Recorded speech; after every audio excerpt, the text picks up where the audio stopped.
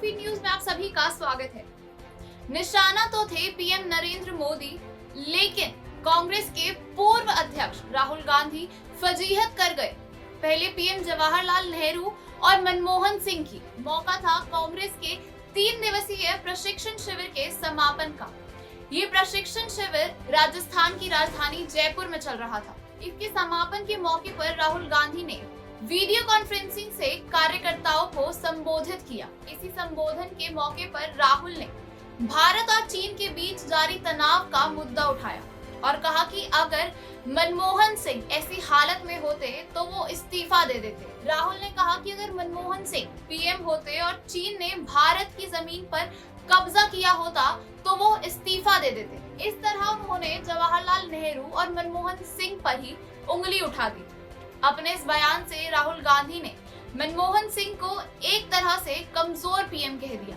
वहीं नेहरू पर आक्षेप इस नाते लगा कि साल 1962 में चीन से जंग हारने के बावजूद नेहरू ने पीएम पद से इस्तीफा नहीं दिया था और 1964 में अपने निधन तक वो पीएम पद पर ही रहे थे। राहुल ने इसके अलावा हिंदू और हिंदुत्व के मसले पर भी मोदी और संघ पर निशाना साधा। उन्होंने कहा कि जो लोग मोदी के गलत फैसलों के सामने झुकते हैं वो हिंदुत्व का पालन करते हैं और जो चुनौतियों का मुकाबला करते हैं वो हिंदू हैं। बता दें कि राहुल गांधी इससे पहले भी अजब गजब बयानों के लिए सुर्खियों में रहे हैं।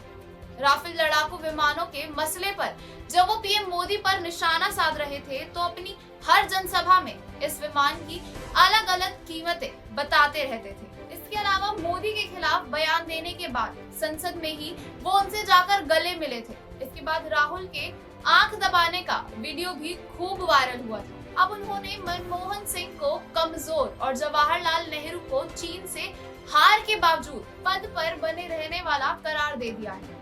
साथ ही पार्टी के पूर्व अध्यक्ष राहुल गांधी ने कहा, हमारी लक्ष्मण रेखा सत्य है, जहां हमें सत्य दिखेगा वहां हम रहेंगे। सवाल ये उठता है कि घर से भागता कौन है। हम गुस्सा हो सकते हैं, भाग नहीं सकते। हम नफरत और डर को निकाल देंगे।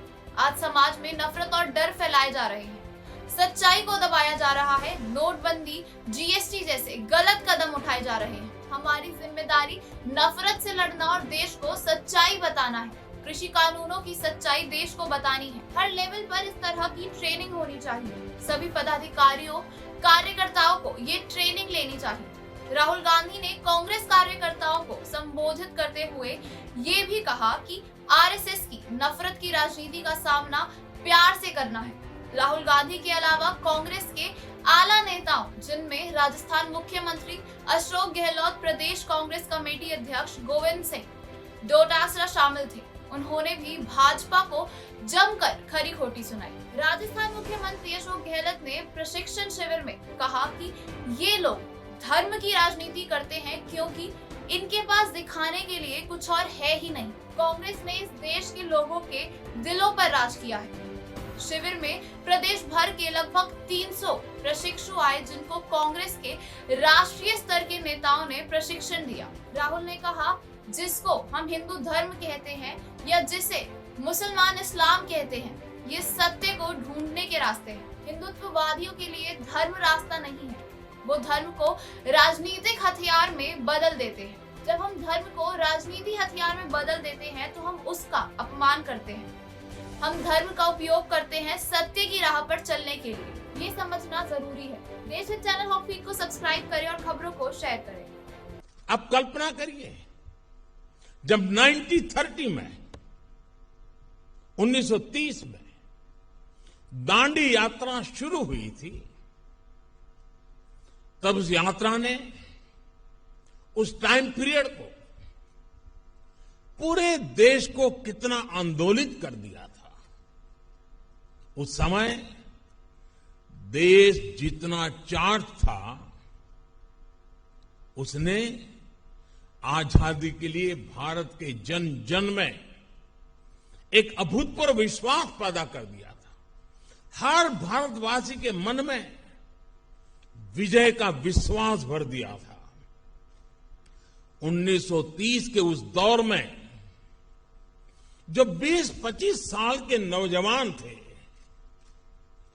1947 तक उनकी यात्रा और 1947 में आजादी की सिद्धि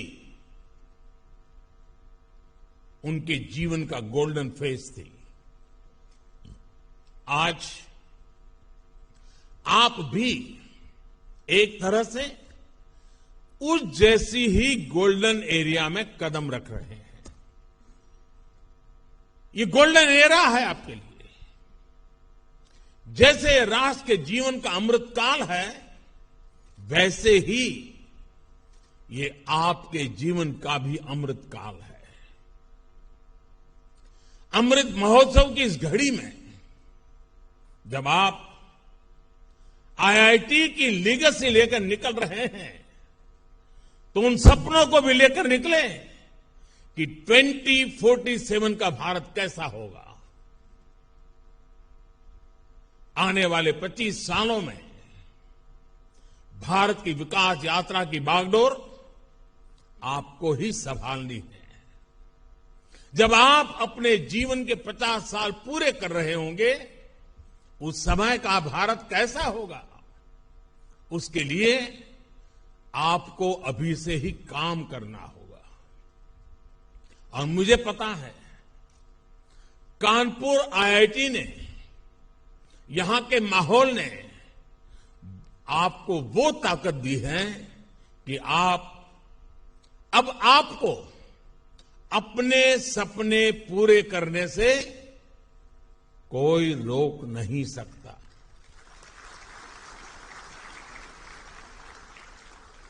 ये दौर, ये 21वीं सदी पूरी तरह टेक्नोलॉजी ड्रिवन है।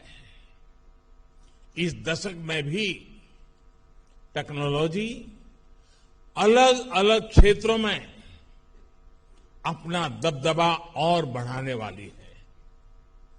बिना टेक्नोलॉजी के जीवन अब एक तरह से अधूरा ही होगा। ये जीवन और टेक्नोलॉजी की स्पर्धा का युग है और मुझे विश्वास है कि इसमें आप जरूर आगे निकलेंगे। आपने अपनी जवानी के इतने महत्वपूर्ण वर्ष टेक्नोलॉजी का एक्सपर्ट बनने में लगाए हैं।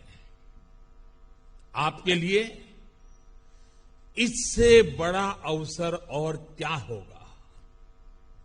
आपके पास तो भारत के साथ ही पूरे विश्व में टेक्नोलॉजी के क्षेत्र में योगदान करने का बहुत बड़ा अवसर है।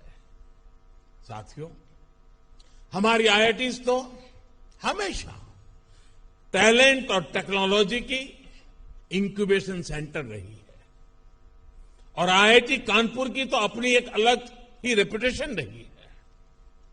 आपने अपनी खुद की कंपनी एक्वाफ्रंट इंफ्रास्ट्रक्चर के जरिए बनारस के खिड़किया घाट पर दुनिया का जो पहला फ्लोटिंग सीएनजी फिलिंग स्टेशन विकसित किया है, वो बेहतरीन है।